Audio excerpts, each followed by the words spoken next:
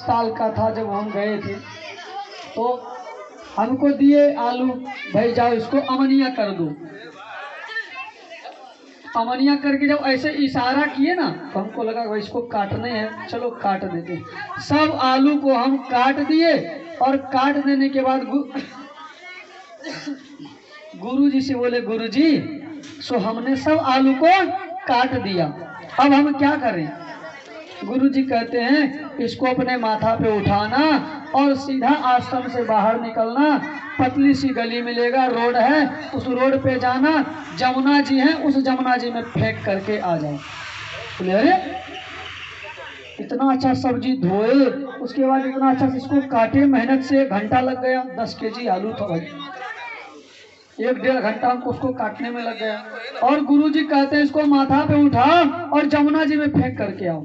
अरे गुरुजी हम थोड़ा शर्मिंदा हो गए, गुरुजी क्या कह रहे हैं, लेकिन गुरुजी की बात मानना है।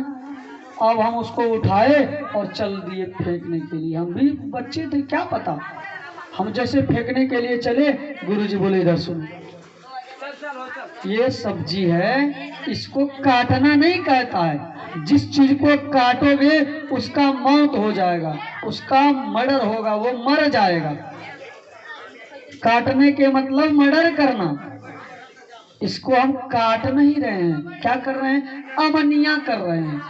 भगवान के लिए इसको अमनिया कर रहे हैं, यानी इसको सुधार रहे हैं। आलू जो है उसको हम सुधार करके फिर सब्जी बनाएंगे। तो लाला ऐसा कहना, गुरु जी कहते हैं ऐसा कहना कि काटना नहीं कहना, इसको अमनिया करना। अब समझ गए बात को? बोले हम बोले हाँ गुरुजी समझ गए, अब हम कभी नहीं बोलेंगे काटना, अमनिया बोलेंगे। बोले ठीक है, आज का जो आलू को काटे हो जाओ जमुना जी में फेंक करके आओ। वो आलू को महाराज जमुना जी में फेंकवा दिए, लेकिन उसका सब्जी नहीं बनने दिया। इसलिए हमको अपने घर में भी काटने शब्द का प्रयोग नहीं करनी चाहिए।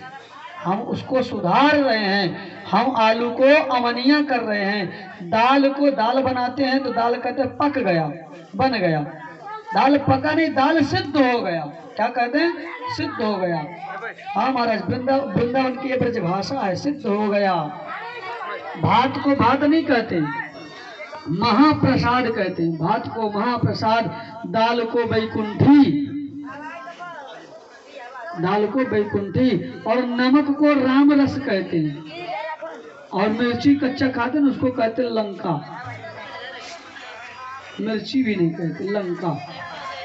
चावल को महाप्रसाद, सब्जी को सब्जी कहते, साग कहते हैं, साग, सब्जी को भी कहते हैं साग। ये बना हुआ साग है, इसलिए इसको पाओ। इस प्रकार की ब्रज भाषा है।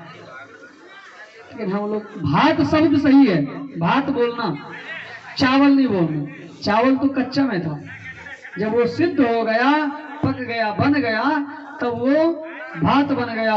वो महाप्रसाद पहले बन गया भात, और जब भात बन गया और भगवान का भोग लग गया तब वो बन गया प्रसाद। और महाप्रसाद, प्रसाद को कहते हैं महाप्रसाद। ऐसे प्रसाद को, महाप्रसाद को जब पाओगे तब हमारा भी मन शुद्ध हो जाएगा, मन पवित्र हो जाएगा। और नहीं तो खाओगे खाना तो भैया जाओ रोज रोज थाना, दौड़ते रहो इधर से उधर। क्या है ये जो पारिवारिक सामूहिक स्थान है, क्या एक जेल है। हम उस जेल में कैद हैं, पड़े हैं। जेल में भी जाए तो भाई खूब काम कराता है जो मन में आया, उस प्रकार अपने घर में रहो, खूब काम करो, जेल ही है। लेकिन जीवन जीने के लिए हमें आदमी तत्व लाना पड़ेगा, भगवान का मनुष्य तत्व लाना पड़ेगा, तब हम मनुष्य कहलाने योग्य होंगे। बोलो राधे राधे। भगवान अग्र से चले गए सांदीपुर मुनि जी के यहाँ पढ़ने के लिए। एक बार भगवान कृष्ण को और सुदामा को एक कार्य दिया गया। क्या कार्य? भैया आप दोनों जाओ और वन से लकड़ी समिधा चुन करके लाओ, जिससे प्रसाद बनेगा। हैं? भगवान सुन रहे हैं भैया? कथा समझ में आ रही कि नहीं आ रही? भगवान कृष्ण और सुदामा दोनों के दोनों चले गए जंगल, वन में चले गए लाने के लिए समिधा, लकड़ी लाने के लिए चले गए। और जब जंगल में गए, सुदामा जी के हाथ में गुरु माता होती, गुरुदेव और गुरु माता होती हैं। वो गुरु माता थोड़ा सा कच्चा चना दे दिए थे, 2 पोटली बना के, एक पोटली सुदामा का, एक पोटली कृष्ण का। भैया भूख लग जाएगा तो तुम दोनों जंगल में खा लेना, क्योंकि अभी प्रसाद बना नहीं है, सुबह सुबह का समय है। आप लोग यही लेकर के जाओ और इसको खा करके, इसको पा करके समिधा लेकर के आना। भगवान कृष्ण और सुदामा दोनों के दोनों चली गई वन में। वन में जाने के बाद महाराज अभी लकड़ियां भगवान कृष्ण तोड़ रहे हैं, सुदामा चुन रहे हैं। इस प्रकार से जमा किए, और ज्यों ही जमा किए, इकट्ठा किए एक जगह, त्यों ही चारों तरफ से अंधेरा छा गया, बादल घेर लिया और गड़गड़ाहट होने लगी आकाश मार्ग से, और ऐसा तूफान आया, ऐसा वर्षा आया, क्या कहे महाराज, मूसलाधार वर्षा हुआ। और इतना वर्षा कि वो जो जंगल था वो थोड़ा उच्च स्थान पर था, बस वही बचा रहा, बाकी वह चारों तरफ डूब गया, चारों तरफ पानी से डूब गया। और भगवान कृष्ण और सुदामा दोनों वही जंगल में फंसे रह गई। गए सुबह, हो गई शाम, शाम से हो गई रात। अब रात हो गई तो दोनों को भूख लग गया। सुदामा जी पेड़ के नीचे थे, उन्होंने पोटली खोली और अपना चना खाया।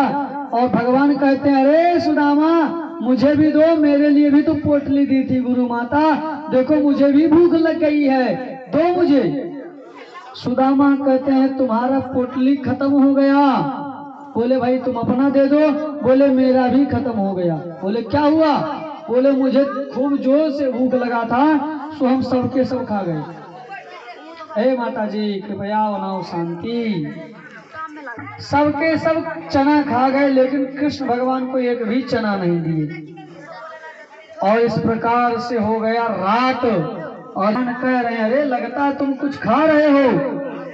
सुदामा कहते नहीं नहीं नहीं कन्हैया, ऐसी बात नहीं है, ये ठंडी है ना, वर्षा हुई है, ठंडी हो रही, इसलिए दांत कट कट कट कर रहा है, मैं थरथरा रहा हूँ, मुझे ठंड लग रही है, इसलिए मैं थरथरा रहा हूँ। भगवान कहते अच्छा मुझको बता रहे, हमें ही बता रहे हो।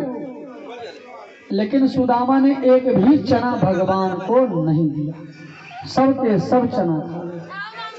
और ये बात को बहुत लोग जानते हैं, तब कहते हैं इसीलिए सुदामा गरीब रहा, इसीलिए गरीब है, इसीलिए सब ब्राह्मण गरीब हैं। भैया ब्राह्मण कहीं गरीब नहीं है।